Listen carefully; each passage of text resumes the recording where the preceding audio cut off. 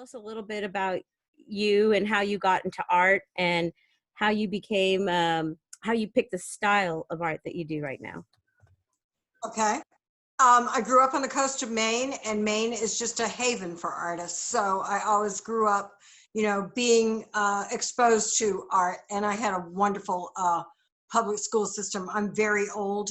So in my day, our public school system had a fantastic art program. I was very, very blessed.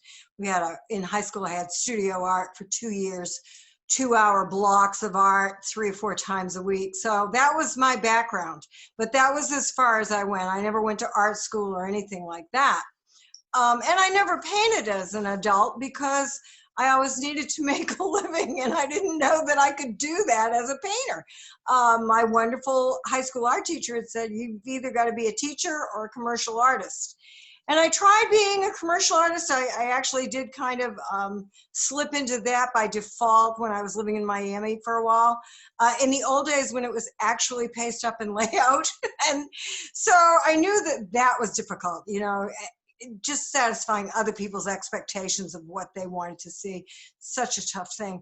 So I didn't paint for many, many, many years. And then as an older person, right around the time I turned 50, I got married again. I had been a widow for 20 years. I'd brought up my son. I'd worked all the jobs, and I got married again. And my husband and he had a good job, and we had a great big empty house. And he said, if I bought you paint and canvas, what do you think? Could you paint some of these paintings that we see on First Fridays? Could you do something like that for our house? So that's actually how I started. But it was so rewarding and so satisfying, and I got such good responses from it that I thought, well, maybe this is something I can do as a second career. And so he graciously said, okay, look, I'll give you a leg up, but you got to make it pay for itself. So after the first year of painting as a quote unquote hobby, I kicked in full time. And so I started getting my 10,000 hours in. And that's where my style emerged. Because like any self-taught beginning painter, I didn't have any idea what I wanted to paint. I painted this and that and everything. But when you paint every day and you paint all day and you put the time in, and I'd take a few courses here and there where, I needed discipline, work in different disciplines. And 10,000 hours is 5 years of 40-hour weeks. So that was when my actual style emerged. By that time, I already had a public studio in a gallery in the Arts District in Raleigh. So I was used to painting in front of people. I knew what people liked. I knew what they bought.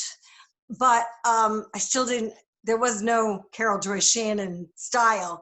And then I started doing abstracts and decided that I needed more structure in my abstracts. And I started putting those boxes and lines in them.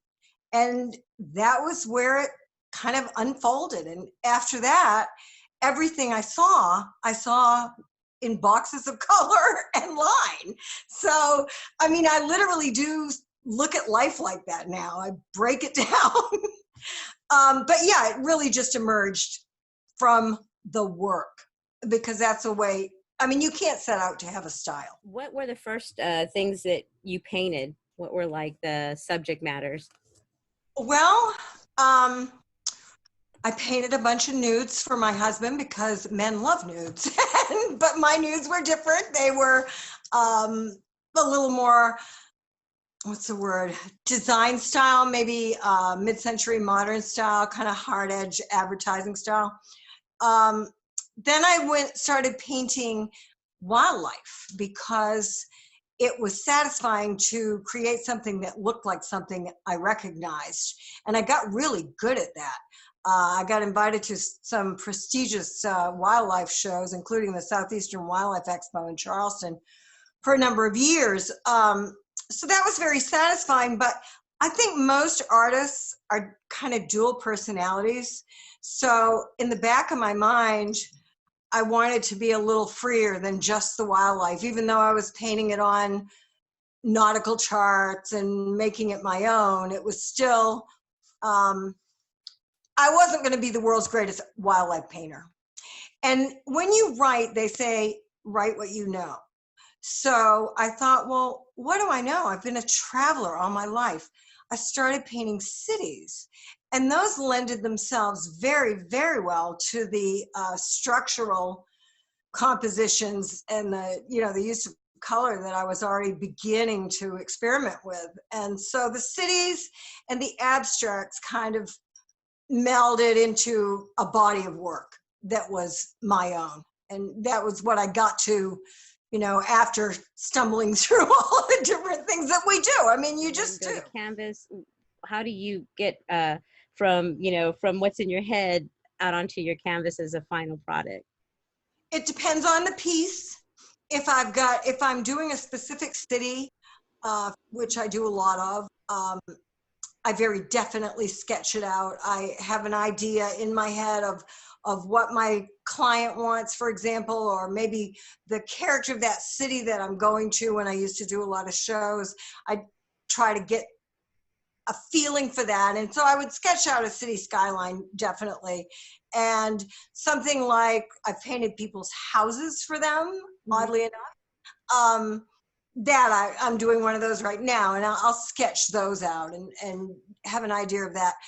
With something like a landscape or my abstracts, I will have a picture in my mind's eye, and I'll start out with blocks of color and go from there. And then, like, the one that's behind me is probably the most spontaneous painting I've ever done, and it's one of my favorites. And it's just blocks of color and aerosol and a lot of texture and little tiny little splashes of accent colors. Those are just the most fun things to do, because those are the free exercise of your imagination. Do you photograph When the I paint my best cities, I do. Yeah, When that's I paint my cities, I do, and like if I'm doing a city, I'll look at 6 or 7 photographs. I'll put them all together. Sometimes I'll print them out when it's 6 or 7 pictures of a city and have those all in front of me as I'm painting, and those will all come together in some way, or maybe only one of them, or maybe 2. And I know some people will paint an entire underpainting in a certain color, and they'll start painting in the shading and everything else. But those are a lot of classically trained artists. So for me, I'm on the canvas pretty much from the start with. So yeah, color drew people to me, and then people like the structure. They definitely like the structure. A lot of people are drawn to the architectural elements of my paintings, even when they're not cities, because my big abstracts still have kind of an architectural element to them. So a lot of my collectors are city planners, architects, engineers. It's really fun. I have collectors that are game designers. So they're drawn to the color. They're drawn to. I know I have a good sense of composition, and people recognize that subliminally, even though they might not know what they're seeing. And the structure is an interesting thing, because I think that it makes people comfortable, especially with abstracts, because abstracts, a lot of people are uncomfortable about abstracts because they don't know where their eye is supposed to go. They don't know what they're supposed to think about them, how they're supposed to interpret them. But my abstracts have so much structure in them that they kind of look like something already. So it puts people at ease, and so they're comfortable with them. I've had people tell me that, so it's not something I'm just guessing about. I saw your work going through Geo Galleries and going through Final Works, is that I was able to see your canvases, and I'm like, oh wow, I knew being a traveler too. It's like, oh, I love this. I know exactly from what part of the city she's doing this from. Houston, because I have family there. I love the Bayou City kind of stuff out there, and I was like, oh, this is the perfect view, because not many people will take that of Houston. Take it from a very organic area of the city and kind of made that the foreground and gave the whole skyline as the background. which was just a really, and again, like, to me, that composition is also part of it, which you see either in photography or, paint. Composition is another part of that. And that was just a really great images of how that is all put together. And I think anybody, purchasing your stuff, it's that's the other thing too, is as you travel, or as we become these nomadic kind of creatures, there's your hometown, and certain Mhm. things I think that you do with your cityscapes lends that to, I miss home, and this is a great, and you're able to order them, pretty large scale, and have that in your home, and it's like having this window basically now to your To that hometown. city that Yeah. you love. So I Yeah, think, and I have collectors who have multiple cities.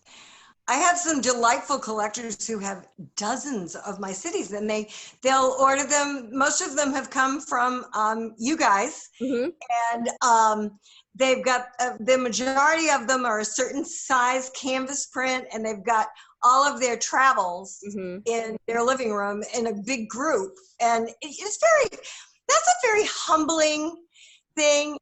It's very satisfying to sell your work. It's obviously very gratifying, and it's an affirmation, but it's really humbling when you realize that there are people who have dozens of prints of your work. And a couple that I met at Memorial Park when I first was doing shows, when I first started getting into the big shows, Mhm. and we made a personal connection. And so every time they will travel, they'll send me an email and they'll go, "Do you have this city? Do you have that city?" And then finally last year, I painted their two hometowns for them in a single painting. I put San Antonio and Austin in a painting for them in their colors. So it's really fun. That's one of the it's one of the side benefits of being an artist that you really don't expect or anticipate when you start out.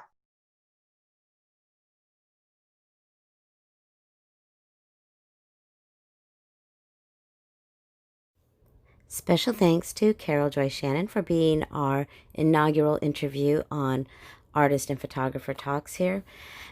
Join us every first Friday when we'll have a new video up of another photographer or artist, and you can learn more about their work, their techniques. And as always, visit their work on geogalleries.com.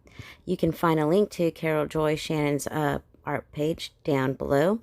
Click subscribe and notify so that way you can be up to date with any of our new videos and any of our new artists.